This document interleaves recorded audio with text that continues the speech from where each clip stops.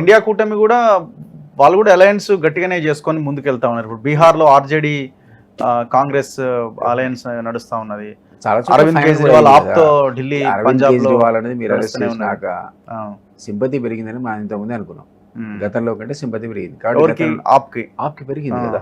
Kejriwal arrest చేయడం ఎందుకో, కవిత arrest అవ్వడం ఒకటైతే కేజ్రీవాల్ అరెస్ట్ అయిన తర్వాత ఆయనకి ఎందుకో పెద్ద ఎత్తున కొంత మద్దతు పెరిగినట్టు కనబడుతుంది, సింపతి వచ్చినట్టు కనబడుతుంది. పెరిగింది ఎందుకంటే ఆయనకు డైరెక్ట్ ఆయనకి సంబంధం లేదేమో, ఉంటే ఆ మనీష్ సిసోడియా కారణమేమో లేదా కవిత కారణమేమో చర్చ కూడా ఉంది కదా.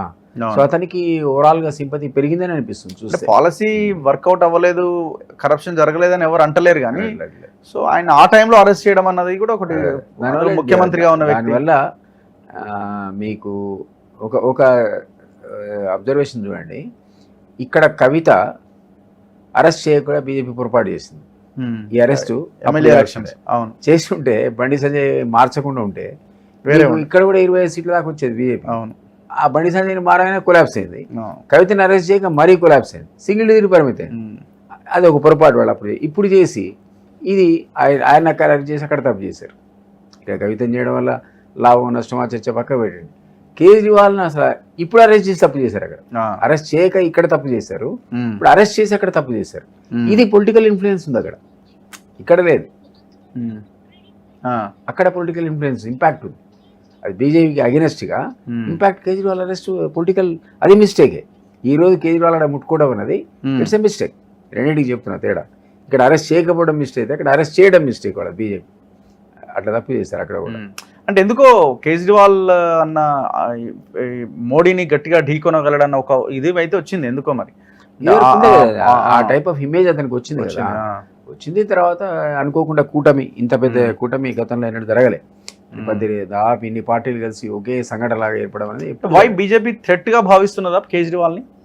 ఆయన ఉన్నది 2 రాష్ట్రాల్లో అధికారంలో, సో ఈ టైంలో ఆయన అరెస్ట్ చేయడం అన్నది డెఫినెట్లీ థ్రెటే కదా. వాళ్ళు 2-3 సార్లు అటెంప్ట్ చేస్తే ఢిల్లీ లాంటి ప్లేస్లో ఫెయిల్ అయ్యారు.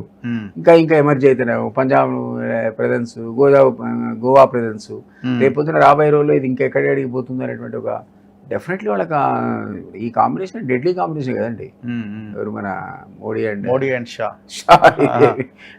వెనక ముందు ఆలోచించేది ఏమి ఉండదు అన్నట్టు సంధిస్తే కథం చేసేస్తారు అన్నట్టు.